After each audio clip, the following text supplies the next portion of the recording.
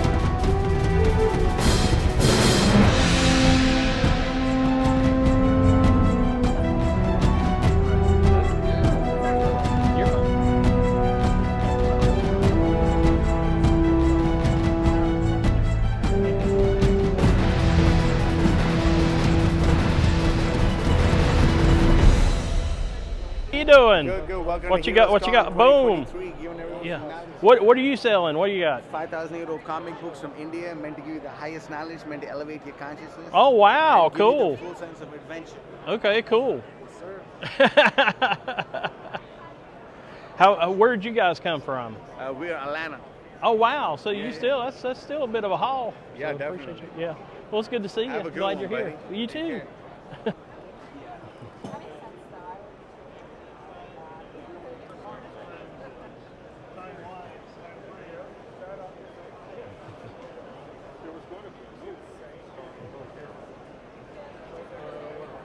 Bother you for people to watch you work. Not in the least bit. If it did, I wouldn't do it.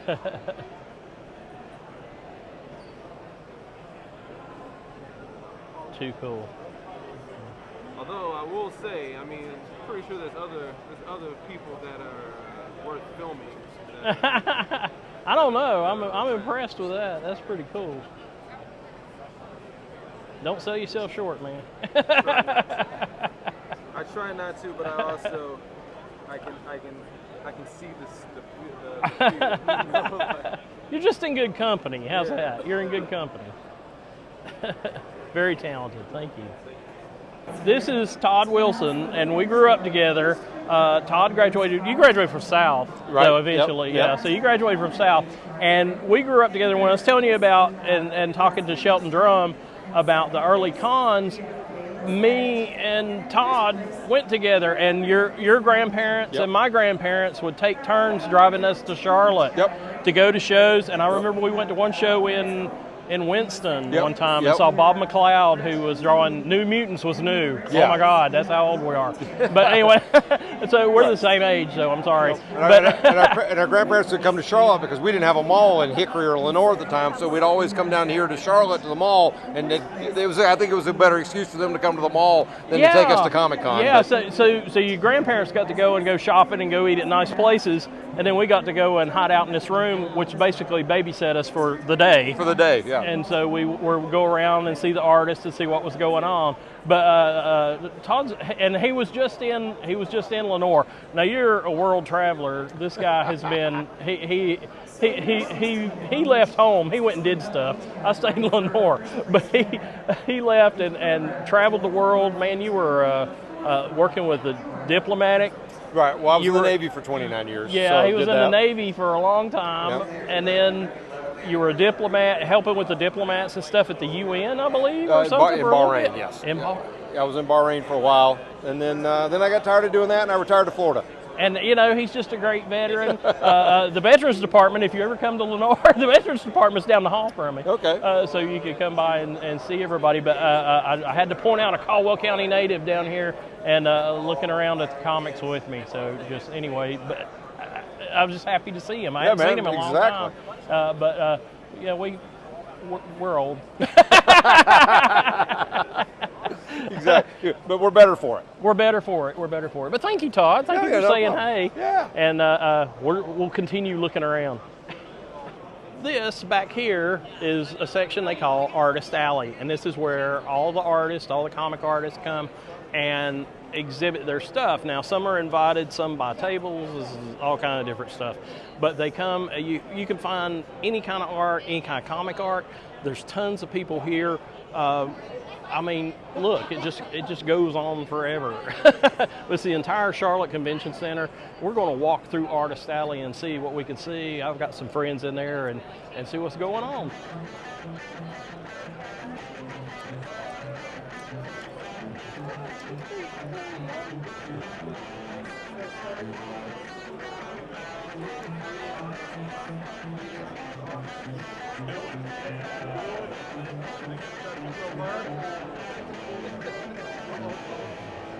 Oh, I'm just taking pictures. Some of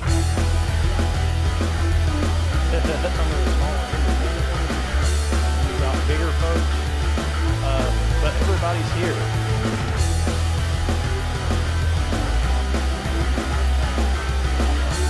Michael Cho's famous artist, does a lot of Marvel, and he works for London Night Studios, but he draws currently the Mandalorian comic book.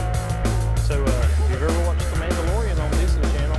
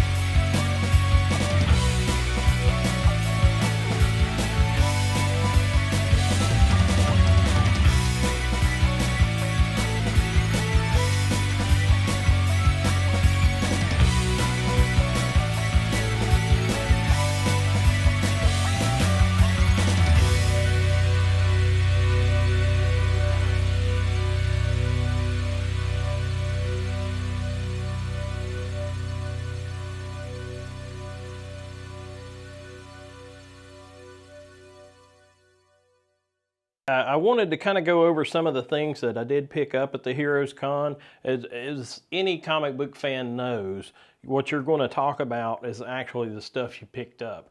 And that is the epitome of the show, is the fact that you get to see all these dealers all at once, might get some really good deals, and it's really, really neat to be able to do. So we're going to go through my haul. And I didn't spend a lot of money. I really didn't, and I'll kind of go over that. But a lot of times you're filling up holes and getting those things. But this is the convention program. If you've never seen one of the convention programs, it's usually something you can get signed by the artists, because you can go around and talk to the artists that are there that day. And like here's Richard Case had done a Doom Patrol sketch. And Patrick Broderick, who used to draw Firestorm, he had drawn a Firestorm. So you can go and get these signed if you don't have anything. And this is usually free, and it also tells you where everybody is, where they're at booth, whatever. But the show is so big, is the entire convention floor, and it was just huge, huge. And then there's the Heroes Aren't Hard to Find store if you're ever looking for that. It's on Pecan Avenue in Charlotte, and definitely worth your time if you're down there. But the next one, they're already talking about the next Heroes Con. They always have it picked out, June 14th through 16th of 2024. So already picked out and on the way. Now, here are some of the books I've been picking up. I know you're going to think it's kind of crazy, but in the 90s, Topps Comics, Topps was, that you might know from Ball Cards, actually had their own comic book company. And the older I get, I know this sounds really horrible, but I see what a good product that they had, and I've been picking up stuff that I didn't get then, that I didn't get back in the 90s. But anyway, big fan of Topps. This one's polybag sealed. It used to come with Ball Cards. But this is Mike Mignola drew this, of Bram Stoker's Dracula. And Topps was known for doing licensed stuff. So this was for the movie when it came out. But Mike Mignola went on to do Hellboy, that everybody knows, and or have heard of at least. And but he had done the comic book adaptation of Dracula. This is in a $1 box, man. You can't beat $1. You know, for $1, you'll see $5.99 on here. And that's just part of it. I know you're seeing a little reflection there, and I'm sorry, but that's just part of the beast when you're talking about shiny stuff. This is some of the comic covers aren't so shiny, so with age. So we'll get on to that. But anyway, mainly what I picked up was a bunch of dollar comics, and then I have some stuff at the end that's a little more pricey, but we'll talk about that as we go. But Topps, Bram Stoker's Dracula. And just happy to have snagged that. I think I have another issue, and I think there were 6 issues, so I'm starting to get it. What'll happen is you'll end up eventually getting it. Captain Victory and the Galactic Rangers is a book by Jack Kirby that he did after he left Marvel and DC, and it's his own creator-owned property that he did in the early '80s, and I have a copy of the first issue as pencils, that he did as pencils only. And I had a copy of that, and I couldn't remember if I had a copy of this or not, and I did not. I do also take software and I'm able to like look and see what's in my collection, and I could see that I did not have this, so I wanted to pick that up for $1. I mean, it's $1. Django Unchained, the movie with Jamie Foxx, thinking about Jamie Foxx, who's apparently had a stroke. But I remember this getting a lot of buzz when it came out, but I couldn't ever find the issues. It was a hot book at the time, and then they were in the dollar comics. These are some of the ones in the dollar comics. I had a couple of issues already, but picked up, there's only like 6 or 7 issues, and picked up quite a few.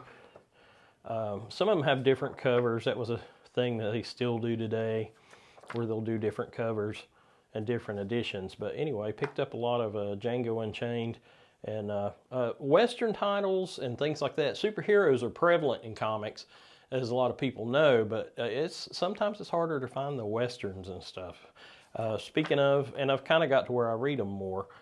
Jonah Heck's Two Gun Mojo was written by author Joe Lansdale and drawn by Timothy Truman, and it's a book I've already read. I've read it online, but I didn't have copies myself. And to find one in the dollar bin, you know, I'm going to get it. I'm going to grab it. I'm a big Judge Dredd fan. Some of these comics you'll see, I don't know how well you can see that, but they were in dollar bins, but like it's got the cover price that they were charging for it. So you see, like the cover price was actually $1.50 when it came out. Then the comic shop was charging $5, and then eventually it ended up in the dollar bin. They're just trying to move it and get it gone.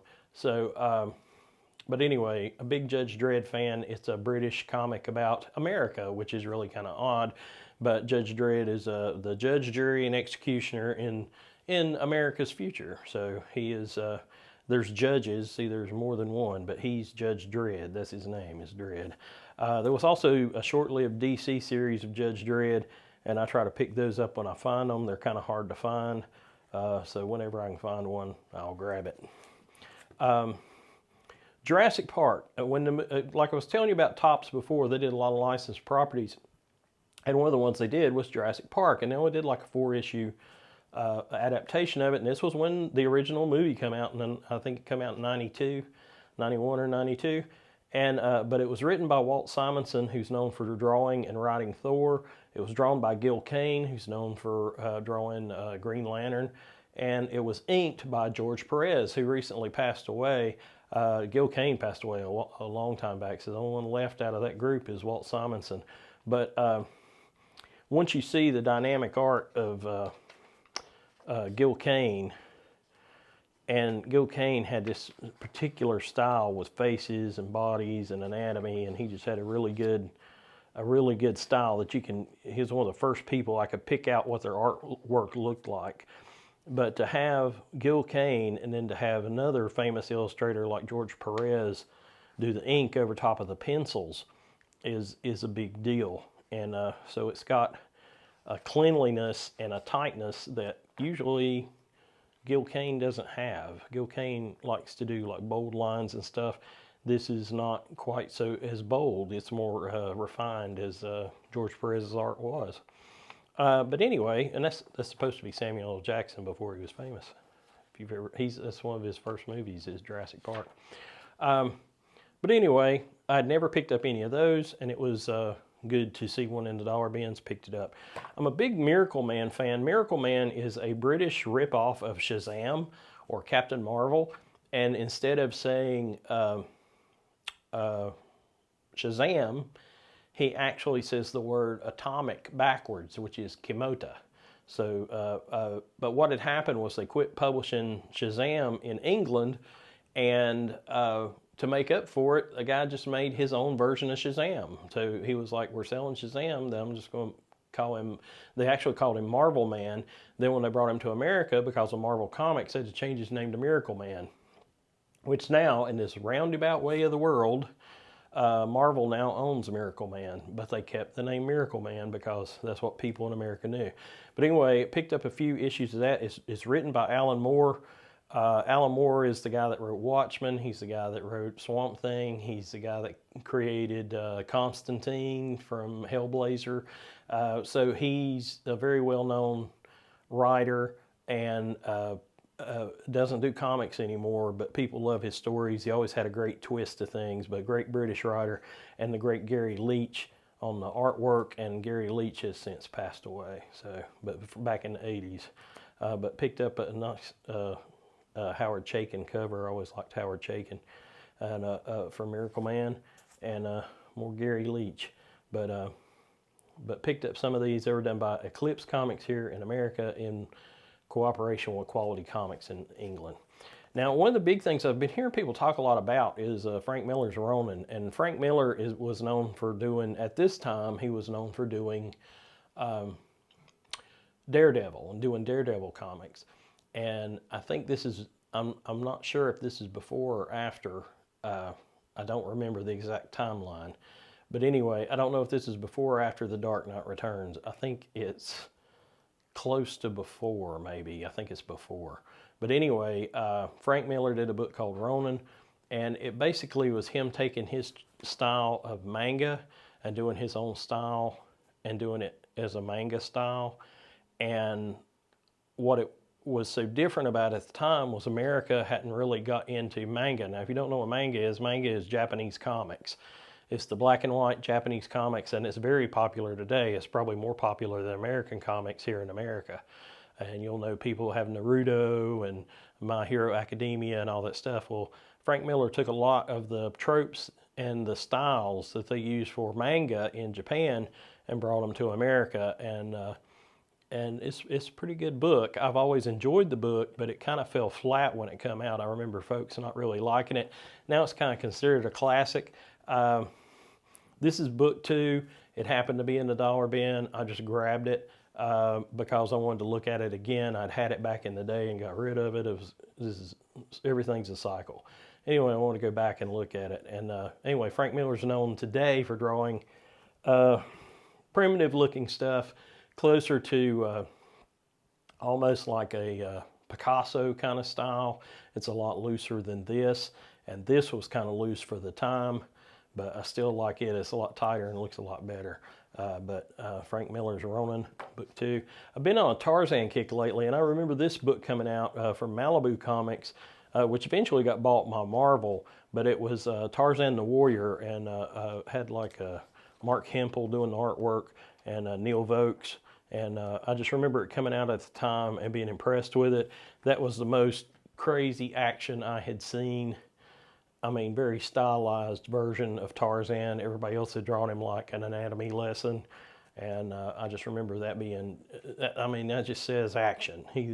Tarzan is not happy. He's ready to get somebody. And it's like it says on the cover. You've never seen Tarzan like this before. And but Tarzan, been kind of getting a certain appreciation for that. I've gone back and I had me a little Tarzan phase here in the last few bits. Now, The Walking Dead. I'm a big Walking Dead fan. I'm a big Charlie Adlard fan. Charlie Adlard has drawn the majority of The Walking Dead. The Walking Dead, the original series, has ended as far as a comic book. It ended before the TV show. Now the TV show is getting ready to do other stuff. I got involved reading it right before the TV show come out. When they did the movie had, the 2-hour opening movie, it had opened at San Diego Comic-Con, and everybody was talking about it. And when I heard people talking about it, I went back to the dollar bins and was picking up whatever Walking Dead I could find. Then, of course, when the show was a hit, it went really high. This particular book right here is marked $10. This is All Out War. This is a story about fighting Negan and them having the war with Negan. But at the time, these books just went sky high. And like I was saying, all this stuff is dollar bin stuff. I picked this up in the dollar bin. So they've started to come down. There's only 190 issues of the original Walking Dead, and I'm just filling holes, man. If I can find it, then I'm grabbing it. But what had happened was in the time that I started reading Walking Dead, and then when the show ended and the comic ended, I had 2 kids. So what I ended up doing was I could never make it to the comic shop on a regular basis, and so I tried to pick them up, and so it was kind of some spotty coverage there. Now, I did read the whole thing because you can check it out from the library, Caldwell County Library. You can check it out if you want to read The Walking Dead. But I have read the entire thing, but I wanted to go back and get the individual issues, and so when I find them in a dollar bin, I get them. And like I say, this was $10, you know, who knows, maybe a year ago, and now it's in the dollar bin. So this is the time to grab them. But a lot of consecutive issues of The Walking Dead, All Out War, where they fight Negan. Then they kind of changed the look of the book and everything. See, still marked $10. But this is the kind of stuff. I'm known for being a bit of a cheapskate. But this, as the stories went on, there's Negan. It just kept going, and he had a definite end in sight. He actually, I've read interviews with Robert Kirkman, who wrote it. I've read interviews with him where he talked about he had a definite end, which was around issue 75, and then he ended up going for, invented Negan, and ended up going for a whole 190 issues later, and he had a definite end to the story, which I'm not going to tell you what happens because I think you got an idea. Now, some of these weren't even bagged. So here we go. Some of the non-bagged ones you can probably see a lot better. But Charlie Adlard drew The Walking Dead for the most part, and he had this, they wanted to do it like the original Night of the Living Dead, which was shot in black and white, and that's why it was all done in black and white. Now they're currently recoloring the book and having it out in color, and it's called Walking Dead Deluxe. It's still coming out on the monthly. People still picking it up, but this was the original run and how it went. And see, this is what was going on TV at the time because they had like the mobile game of Walking Dead, Road to Survival. But anyway, the comic, you know, just like anything else, just like any other book or any other thing, the story, to me, is a lot better in the comic than it was on TV. And a lot of stuff happened in the comics that didn't happen on TV.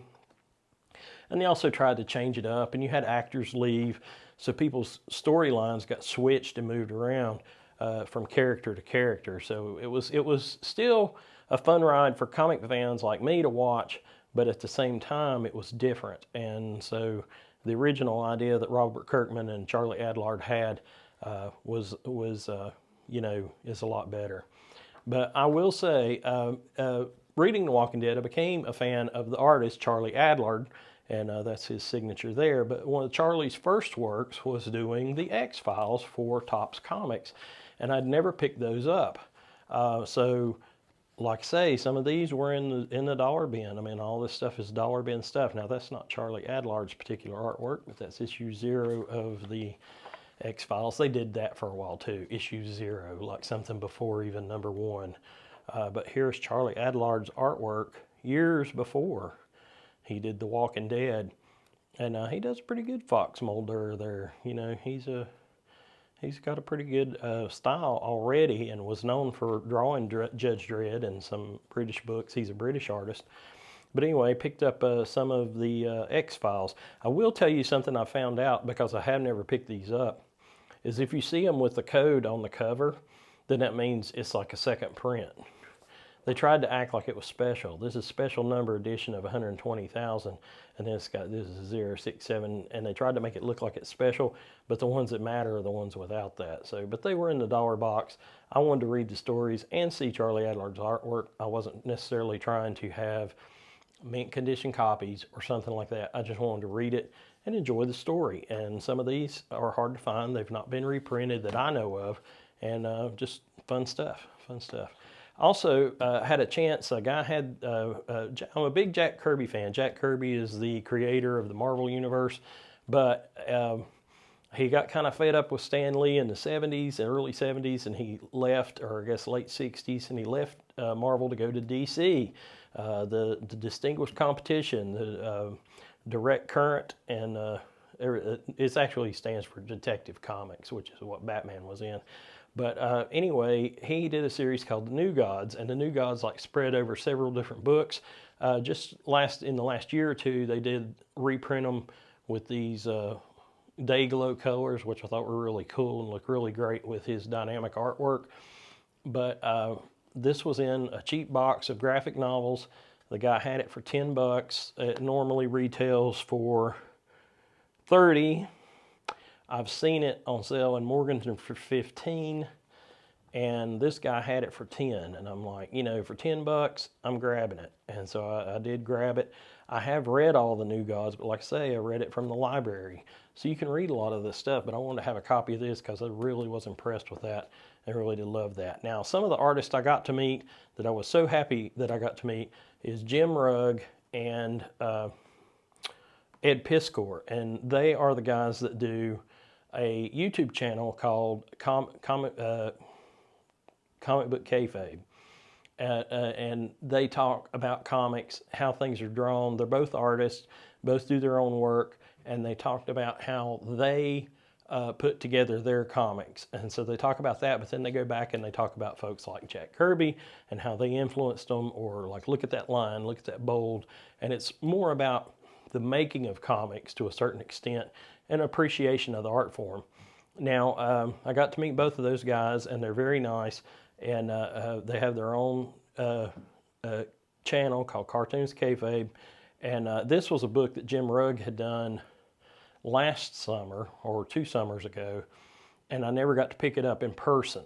I never got to get a physical copy of it. I bought a digital copy of it that I can read on the iPad, but I never got a physical copy of it, and he had these available, and he signed it for me, which was cool. This is his new book called True Crime Funnies, which is actual, he's big into wrestling and stuff, but he actually talks about like a rookie narc cop, and this is just a book he was working on. But anyway, there's the American Dream, Dusty Rhodes, man, and he does a lot of these ink drawings with ballpoint pens, so he's known for that. And but anyway, but it's a great book. It's a lot of fun. I've read this. It's about early wrestling and some of the grafters and grifters and stuff involved in that. Then you got Andy Warhol and the American Dream, Dusty Rhodes there. But Ed Piskor is known for doing a book that's out currently about. He had done Hip Hop Family Tree, and that's what he's known for. He had done an X-Men book recounting the whole history of the X-Men. Jim Rugg had done one about the Hulk, and they're both called Grand Design, Hulk Grand Design, X-Men Grand Design. But Ed Piskor, this is one of his early works, and it's called WYSIWYG, and it's about hackers. And it's a thick book, but what had happened was, and he did sign it for me, let's see, it's made to look like a computer. It looks like an Apple computer from back in the day. And then on top of that, it's got the Apple colors. But he is talking about hackers and how they got started and things like that. And it's kind of a origin of hackers. But look how thick this thing is. It took a long time to do it. It was a long amount of work. I just recently saw a story where he was doing one of his episodes, and they were talking about how the publisher had all these copies of this book, and they were just sitting on it. And he finally got them back. A dealer saw that they had like a pallet of these and sold them to him, bought them for him, and then sold them to him at a cheap price so that he could sell them to us. And because the book was out of print and it was hard to get, but apparently the guy found it at his distribution center and found a whole pallet of them. And so he had these at the Heroes Con, and I was really happy to get a hold of that. I'd been looking at it on Amazon, and it's always better when you can get it signed and enjoy it and talk to the guys about it. But I really like his cartoony style. He has a very cartoony style, and I just really appreciate it. And his great black and white artwork. He's good with color too. But he's just he's an inspiration. I like to watch his stuff and see what he's doing. Jim Rugg is as well, and they're both great guys. And to finally get to meet them at Heroes Con was a big thing. So that was a big thing for me personally. But so that's what I picked up at the show. Just a little bit of this and a little bit of that. Filled in some collections. These books, like I say, were a little more expensive. This was $20. These two were $10. And then Jack Kirby's New Gods was $10. But the rest of it was all dollar books and stuff. But just, it's a great show to go to if you're big on comics. It is the official, I think, truly just comic show in the United States now. Well, and that's pretty much it. That's my report from Heroes Con 2023. If you're interested in comics and you want to pick some up here in town in Lenoir, North Carolina, you can go to Comics Range. They are out on Morganton Boulevard in the Fair Value Shopping Center. Also, there is Time Tunnel Comics, which is in Hickory. And then there is also Timmy Mac's Comics and Games that's in Morganton. So if you are interested in comics and want to pick something up, go by and see those shops and help those guys out, keep them going, keep the businesses here. Thanks, and have a great day.